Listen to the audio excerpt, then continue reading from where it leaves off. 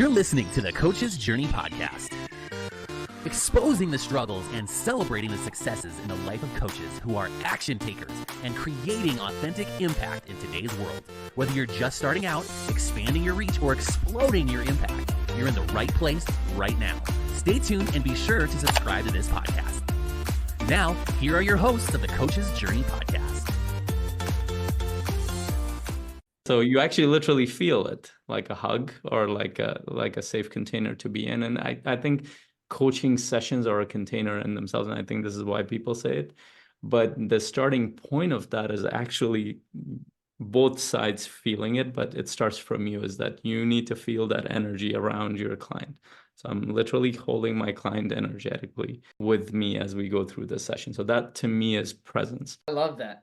And part of presence, so energy is actually almost a better word for presence, but you can have terrible energy and you can have terrible presence too. And so like, to me, like the presence, yes, it's an energetic thing. It's, are we feeling each other in the session? Like, or more specifically as a coach, is the client feeling that presence? So, but I would also go as far as say the presence starts before the session, before you even get into your session with your client. Like you're going to be present in your session, but it starts before the session, not only with like your preparation, but your intention around that and the energy that you brought into your session from what happened right before the session and even what happened yesterday before the session and how you slept. There's all kinds of things that feed into that.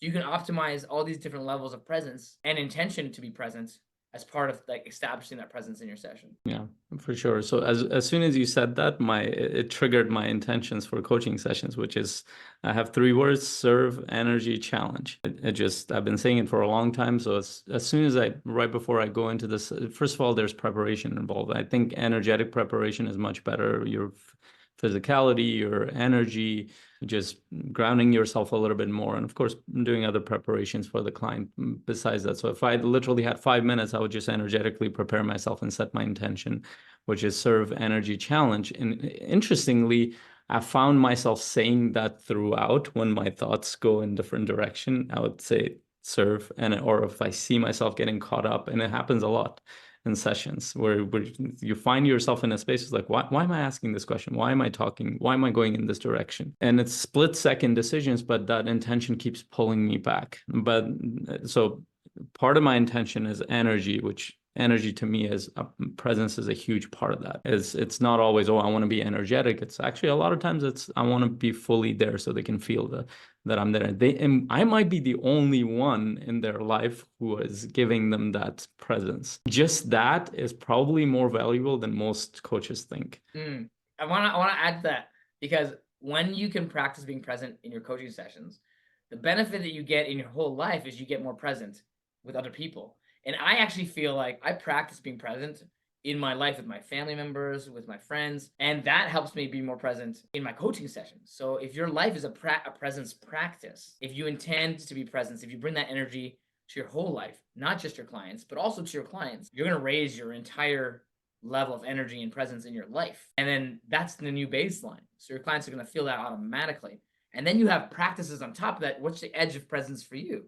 Like what's the next thing that you're working on for presence for you, right? And so as an example, for me, I know like my edge of presence is being a lot more intentional with setting intentions before I go into interactions with not just my clients, but with other people in my life. So if I'm getting ready for an interaction with somebody, like, do I take that even a few seconds to set my intention of how I'm going to show up with that person and just make that automatic? Like it's still not automatic with people outside my clientele, but I want that to become automatic. That's an edge I'm pushing in my life to raise that baseline of presence, which will help me in my coaching sessions as well. Because then what's the next edge?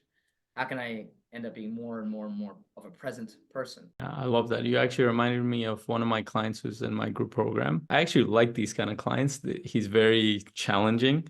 So he doesn't just take things, and he's very critical to what I share. And he kind of he takes it as that. I personally love it because I want to see what the result will be.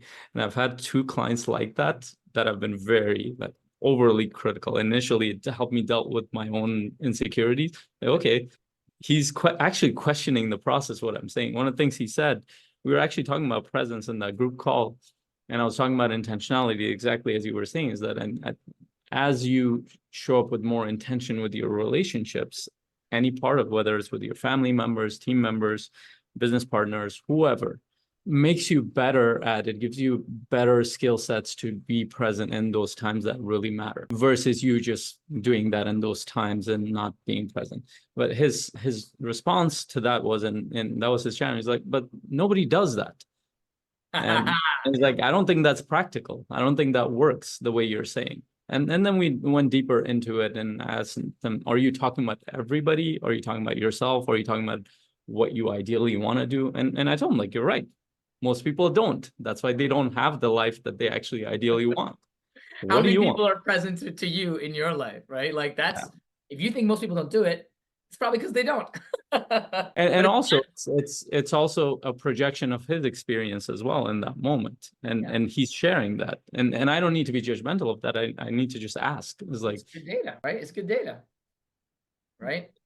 It is. I mean, almost everything that comes up in our life, in our coaching sessions, it's data for us to see what's happening, how we're showing up. I have a lot of feedback from my wife, my kids, where there are times where I'm not fully present. I'm not fully there. And I'm like, okay, I had the intention, but I lost track of it. I had the intention, but I lost. What can I do differently? One of my favorite things from my kids is, especially my older daughter, Elia, she'll be like, Baba, you're not listening. It just hits me like shoot, okay. Can you repeat that? I'm gonna make sure I'm with you. And she'll say it.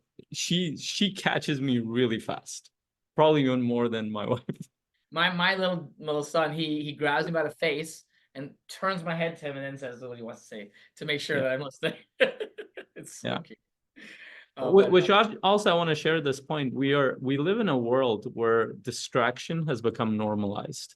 Like it's very normal for people to just, I think it will look crazy to somebody from a couple of decades back or even a decade back to watch people being on their phone while they're talking to somebody or doing some, because we're in the world of multitasking, we're in the world of distraction.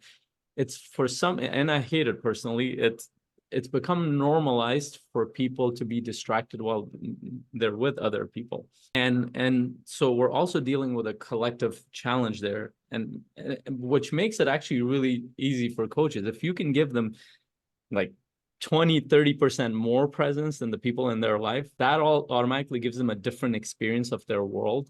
And to me is that you're modeling that for your clients as well. You're listening to the Coach's Journey podcast.